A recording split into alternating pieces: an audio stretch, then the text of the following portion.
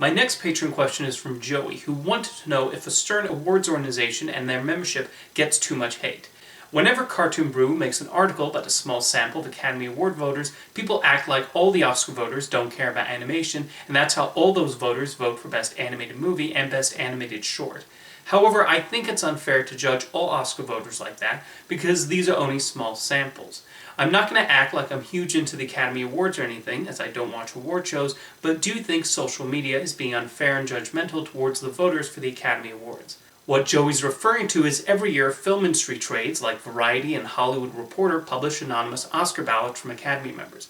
Because the more outrageous will generate the bigger clicks and discussions, they will usually contact voters who they know have controversial opinions. I think what needs to be remembered is that there are about 10,000 people in the Academy of Motion Picture Arts and Sciences who vote for the Oscars. With such a large number, you're bound to get plenty of people with wacky opinions or who don't take the process seriously. And the category where these anonymous ballots definitely produce the most ire from people is Best Animated Feature. It's common for voters to say they let their children decide, or they give condescending remarks towards the films.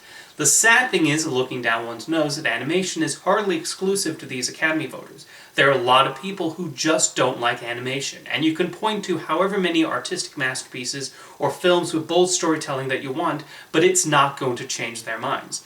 However, there are also plenty of people of adult age who enjoy watching animated films, and they're never going to go away. Among those animation fans are several people who vote for the Oscars, including notable members like Edgar Wright, Steven Spielberg, Quentin Tarantino, Ron Howard, Diane Keaton, and Jordan Peele.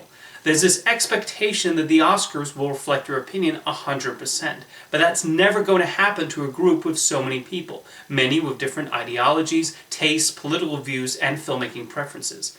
Something you'll hear every year is that a movie was snubbed.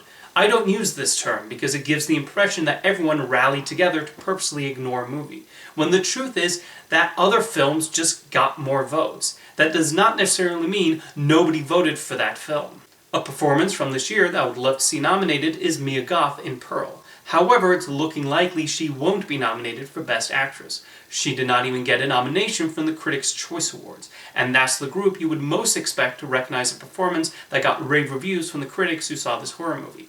However, I'm sure there will be Academy voters who will watch Pearl and be impressed with Goth's performance. Martin Scorsese has even praised the film, and while he may not be a member of the acting branch, I'm sure he's recommended the film to actor friends who will vote for her. Like I said, I don't think she'll get in, but I won't say it's a snub. Cate Blanchett, Michelle Yeoh, Michelle Williams, and other actresses will just receive more votes.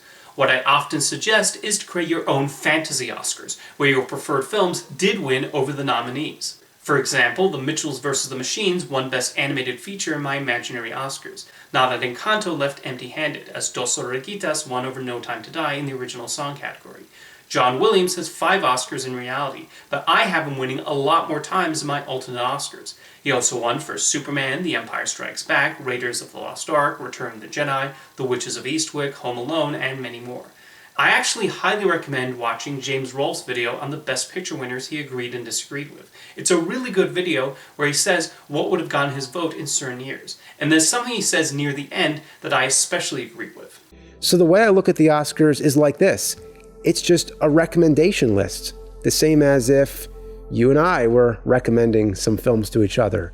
That really is the best way to look at it. There are probably films you love that you might not have seen if it was not nominated. How many gave The Secret of Kells a look after he got a surprise Oscar nomination? Meanwhile, I'm sure others may scoff at my own Best Picture choices in certain years. You know how the general consensus is that Saving Private Ryan should have won over Shakespeare in Love? Well, if I was an Academy voter, I would have personally picked Life is Beautiful that year, a film with its own share of detractors. With the Oscars, that disagreement multiplies by 10,000 as this massive group of film industry professionals comes together to pick their favorites. Some of the views will be absurd, like that one person who thought The Tale of Princess Kaguya and Song of the Sea were Chinese. But then you also have filmmakers like Edgar Wright, Lee Unkrich, and Guillermo del Toro who have openly talked about making an effort to watch the nominated films and vote properly. It's absolutely not a perfect organization, and plenty of criticism is deserved. But people also should not take it that seriously when they look over these nominations and the anonymous ballots. Thank you for your question, Joey.